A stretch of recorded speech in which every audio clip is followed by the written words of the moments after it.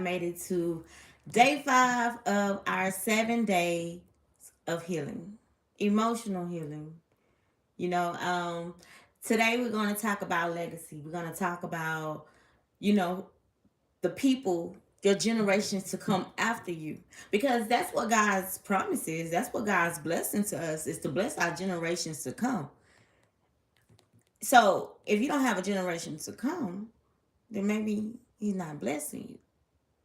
But if you create a space in your life to create this legacy, sometimes we are now living in a world where we cut our family if we need to. I seen a post today on Instagram, and it had the song by Cardi B, Every Time, or something like that. I think it was Every Time.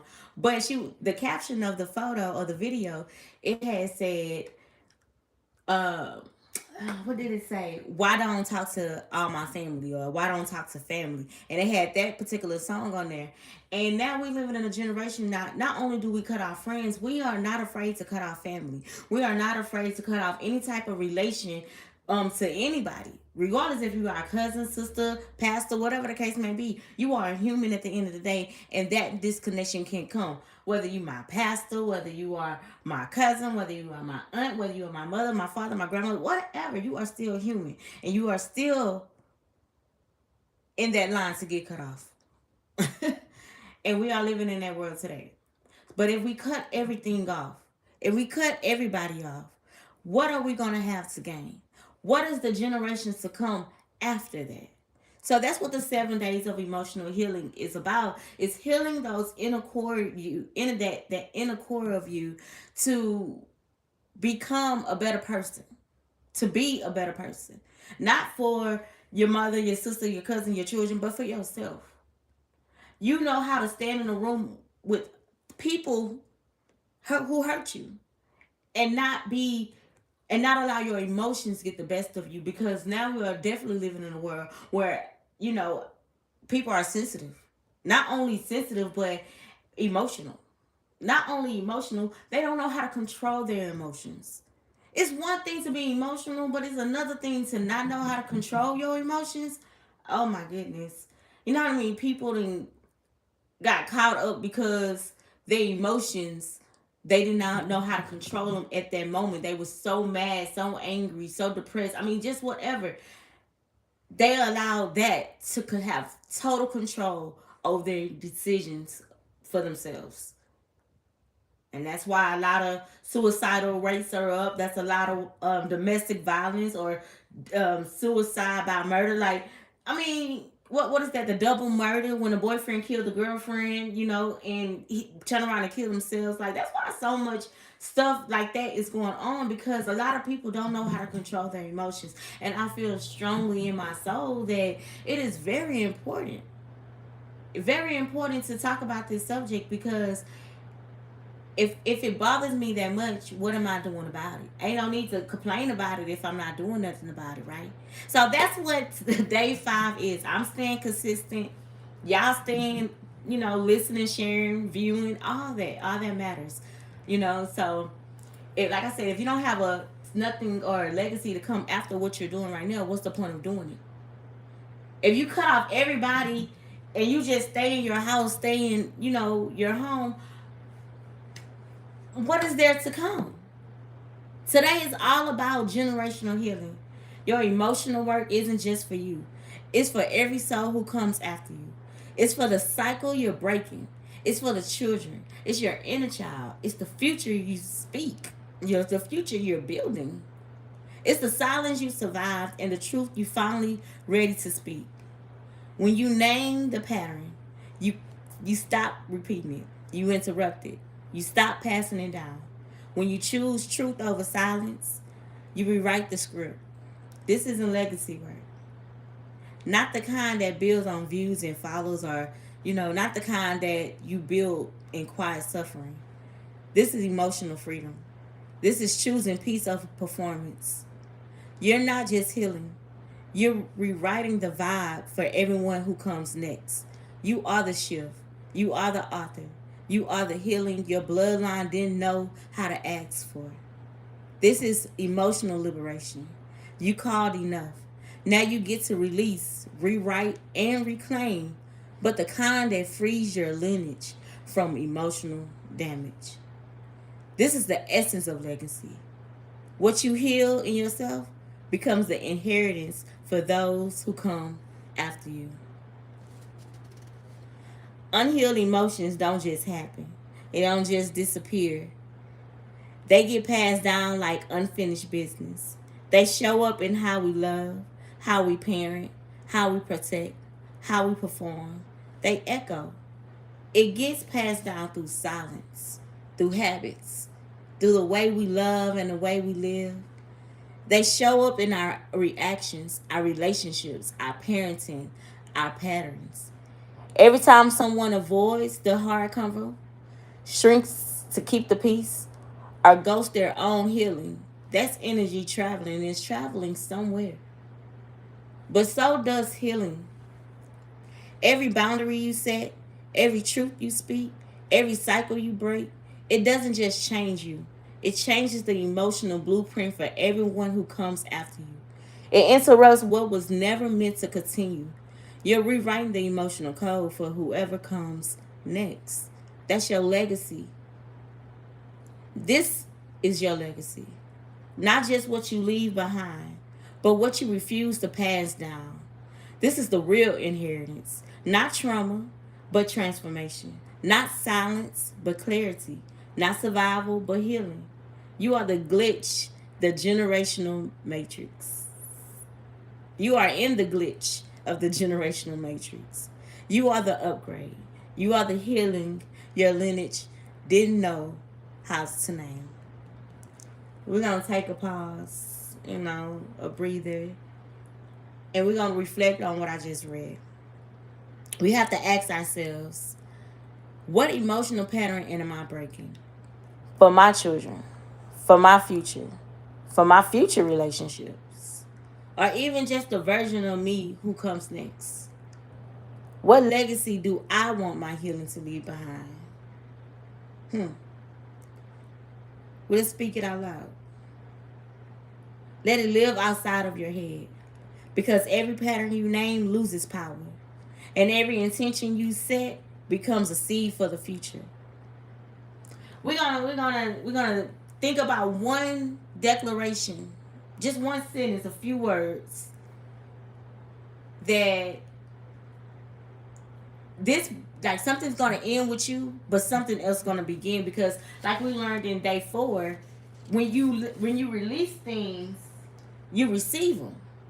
So every time you release something, just keep holding your hand out so you can receive what's to come next. You can receive the unknown. So I got a few examples that we could go with. You could say, the silent ends with me. The truth begins because of me. People pleasing ends with me. Self-respect begins because of me. Ghosting and avoiding ends with me. Honest conversations begins because of me. Performing for love ends with me. Being loved as I am begins. Being loved as I am because of me. Overworking to prove my worth ends with me. Living in alignment begins because of me. Carrying unspoken family pain ends with me. Raising children in emotional clarity begins because of me. Survival mode ends with me. Thriving with intention begins because of me. Enduring in silence ends with me. Speaking truth without apology begins because of me. Emotional distance ends with me. Vulnerability begins because of me. Caring what wasn't mine ends with me. Passing down freedom begins because of me. It reminds me of the scripture Genesis 50, chapter 50, verse 20, when it reads like, you intended to harm me, but God intended for good, to accomplish what is now been done, the saving of my lives. So if you, a couple of people, you went back and you listened to our Bible study when we was reading Genesis, and this is the part where Joseph Joseph's brothers, sold him off to slavery. I guess sold him off. They wanted to get rid of him because he was, the dad favorite child, as they would say. But whatever the case may be. But in Genesis 20, Genesis 50 chapter 50 verse 20, it's not just about Joseph's personal survival. It's about how his healing became a legacy shift that rippled through generations. It was Joseph. Joseph brought them to Egypt. When they had that famine in the land where they was at, everybody kind of migrated to Egypt. But the thing is, God already prepared the way for Joseph's legacy because Joseph was already in the palace. Matter of fact, he was right hand man to the Pharaoh.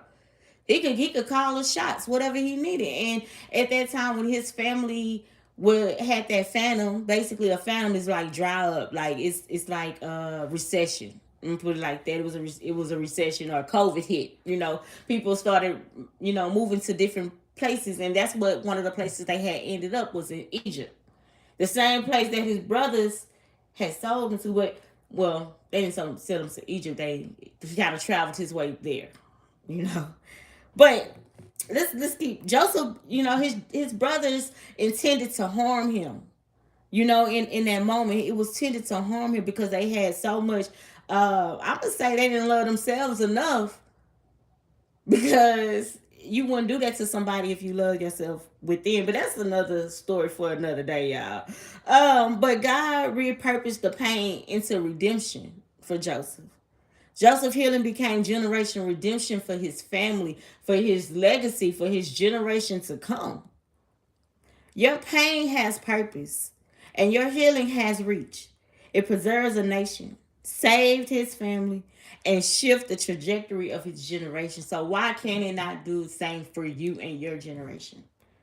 Yeah, your people done you wrong. Yeah, they done talked about you. They done threw you to the wolves. They done did everything that in the power to hurt you and get you up out of there. But it's okay. It's okay. Because your pain do have purpose. And then when you start walking in that purpose, you'll realize why that pain became redemption. Not only for you, but for your generations to come, your children, your relationships, your future, your business, whatever that generation look like for you. For me, it's people. But not only people, it's the people that have control over their emotions. People who understands that I'm not doing what I'm doing just for me right now. I'm thinking about what's to come and who's to come. You're not just healing. You're healing.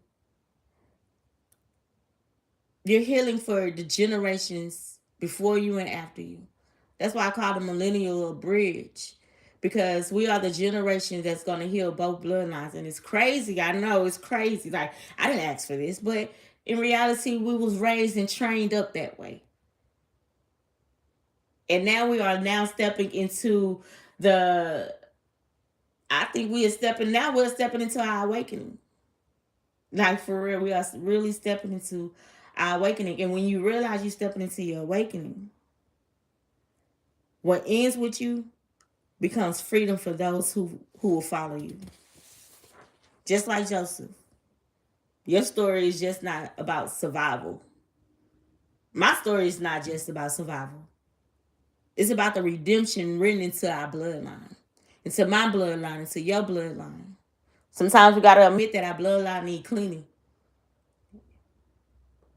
And I guess that's why they call you the cleaner upper. I don't know. I don't know. That was so corny, y'all. But look, sometimes we gotta admit that our bloodline need cleaning is a little dirty. Gen Zs, y'all, you know, your healing is like rebellion. Every boundary you set is like generational upgrade. You're not just surviving family patterns. You're rewriting them before they can take root into your future.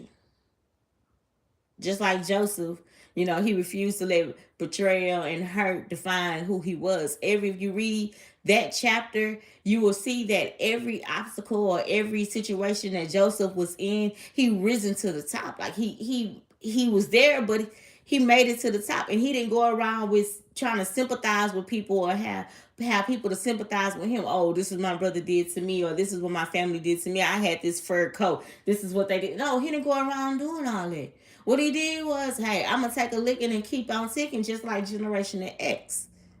They took the licking and kept on ticking. And that's what Joseph did in that particular chapter. And just like y'all don't let y'all betrayal or pain or somebody hurt you define who you are. You refuse to let your silence and your toxicity outdate your norm. And the outdated norm, you don't let that define who you are. You don't let the rules that been in place for 100 years or tradition that been in place for 100 years define who you are. You understand that you are your own person. And I like that about y'all. Just like I like us millennials. You know, some people, like I said, some people call us the bridge generation because we was in between raising our kids and raising ourselves and raising our parents. So let's not forget that, okay?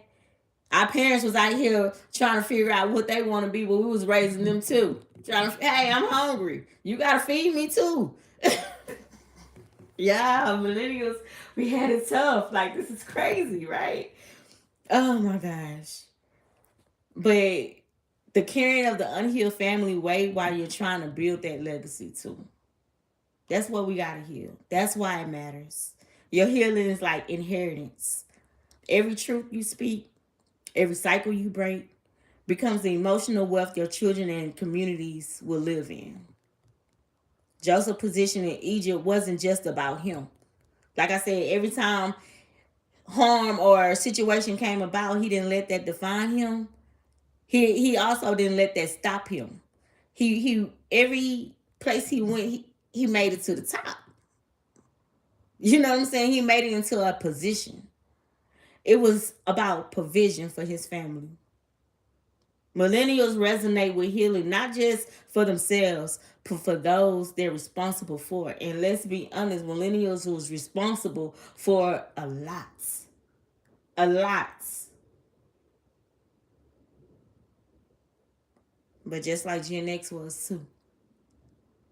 Some of y'all endured without language of the healing. Millennials created the language. Gen Z's running with it. But y'all was healing without even putting a name to it. They didn't even have a name to it. They didn't have a name to emotional healing or trauma or toxicity or anything like that. All that been going on for a long time since Generation X, but they didn't have a name to it. Y'all had a language. Y'all had to heal without putting a language to it. It carried so much silence and it carried a lot of independence and just deal with it type of energy. Your healing is like liberation. I'm going to say it again. Every time you choose truth over endurance, you free the next generation from carrying what you carry. And I truly believe that that's what Gen X main thing was. A lot of Gen X parents or a lot of Gen X people that were, generation or whatever, they strive on, like, I don't want you to carry, I don't want you to go through what I went through. Like, a lot of our parents repeated that for us. I don't want you to go through what I went through. And we don't understand the idea, the concept of what they went through because we're going through what we're going through. You get what I'm saying? We're growing up too. I don't know what you've seen. I'm growing up too. But they was trying to prevent that. And as we grew up, we realized that not only was that's what they was trying to prevent, but they also created trauma for us, toxicity for us, misunderstanding for us. We the reason why it's okay, why we tell people it's okay to cut off your family. We are the reason why. Millennials are the reason why. Argue with your mama. Okay, so Joseph, like, in that moment, Joseph could have stayed bitter, and when it comes to Generation X, he could have stayed bitter, just like Generation X. They could have stayed bitter and not shared their resources or not shared their stories or not shared, what they've been through or what they had to go through as a generation, period. But he chose to forgive. And that's what a lot of Gen X, and I used to look at my people that's in my family that's in that generation, and they have the most forgiving heart. Like, I bet a lot of millennials could look at their parents and be like, man, you got a forgiving heart. Like, that's crazy. I could not. But as you get older and you life experiences happen, you realize why they have that forgiving heart that they have, why they move the way that they move, why they used to tell you, I don't want you to carry what I've been through. I want you to be better than me. I don't want you to be like me. I want you to be better than me. But that's a lot of what Gen X, used to tell their children or tell people that they mentor. That if they was a stand up person and leading a generation to come. Now let's throw this in here because this is on my mind. Generations to come don't necessarily have to be something that you birthed out. It could be something that you created. It could be a community. Just like we have Instagrams and social media, like anything to carry your legacy on. What you plant in the ground, who's gonna continue those footprints? And why they should. So keep showing up for you. Not just for the person or your children or whatever, your husband, relationship or whatever. Show up for yourself. And after you show up for yourself, show up for your bloodline. Show up for your legacy. For the silence you survive. For the patterns that you refuse to repeat. For the healing you choose to carry forward. This wasn't just a series. It was a shift. It's a legacy shift. Gen X, you carried what no one talked about. Millennials, you've been the bridge. Gen Z, you are the glitch in this generational matrix. So as we close, ask yourself, what ends with me?